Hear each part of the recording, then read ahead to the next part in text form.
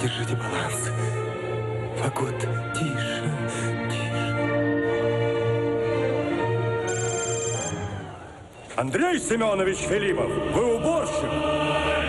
Donc il y a 30 ans, Brejnev vire des musiciens juifs des orchestres. Il y a un chef d'orchestre très connu et très jeune à l'époque qui s'oppose, qui n'est pas juif du tout. Il se fait virer avec eux. Et le film, en fait, commence 30 ans plus tard, où ils font tous des menus boulots dans Moscou, chauffeurs de taxi, chauffeurs d'ambulance, musique pour des films porno, etc.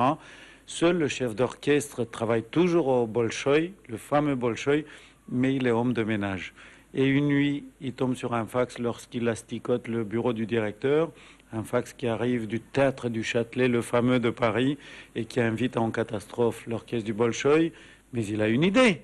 Cet homme, oui, il a une idée. Il dit, je vais prendre ma revanche. Il pique le fax, il efface le mail et il va convoquer ses vieux copains qui sont un peu tous éparpillés dans Moscou. Et ils vont aller à Paris, se faire passer pour le Bolchoï. Et ils sont censés jouer un concert. Mais est-ce qu'ils vont y arriver? Я запретил вам присутствовать на репетициях оркестра.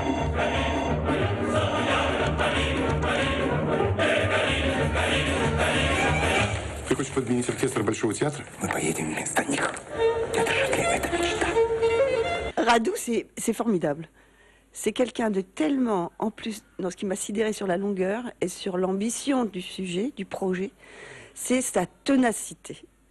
Il a tenu, il a rien lâché, jusqu'à la fin, même avec la fatigue. Il était vraiment... il avait tout son film en lui. C'est un film très, très ambitieux, très drôle, que moi j'ai découvert souvent proche de la farce, très slave aussi. Et quand il dit, moi ce qui me plaît beaucoup, quand il dit que l'humour souvent est une arme une arme intelligente, ludique, contre la douleur, contre les pires choses, contre la souffrance. Je suis absolument d'accord avec lui et je trouve que ce film reflète très très bien ça. Осталось 3 дня, у нас нет перкуссии, ни одного контрабаса. Ну, в крайнем случае, я изображу контрабас на губах. Пошли. И главное, кто будет солистом? Я хочу, чтобы солировала Анне-Мари Жаке. Et l'orchestre? Le Bolchoï. Le Bolchoï, t'as dit non? Cet homme est une légende. Ну где автобус? Терпение, терпение. А я настоящий профессионал. Et anecdote, à la suite d'une projection à Moscou très récemment, il y avait des spectateurs qui me disaient « Ah oui, oui, j'ai reconnu la rue à côté de chez moi ». Je disais « Non, c'est à Bucarest ». Non, non, non, non, non. Donc après, je leur ai donné raison, parce que les Russes, il ne faut pas les contredire. Hein. Ce qui est sûr, c'est qu'il y a la place rouge quand même. Il y a la place rouge qui est la vraie et qu'on a obtenue au bout de 6 mois, à 2 jours du tournage. Toute l'équipe avait débarqué et on n'avait toujours pas d'autorisation. Et ça s'est débloqué par un coup de fil miraculeux de quelqu'un qui connaissait quelqu'un d'autre. Et là, tout d'un coup, nous, on pensait avoir la place rouge pour 2 heures et qu'après, on était obligé de tourner que des gros plans. Et à midi, on a commencé à tourner à 5 heures du matin. Et on s'est réveillé presque à midi alors qu'on était en transe pendant qu'on tournait en disant mais il n'y a toujours pas de touristes à midi, qu'est-ce qui se passe avec la place rouge, pourquoi plus personne ne veut la visiter? En fait, là-bas, c'est tout ou rien.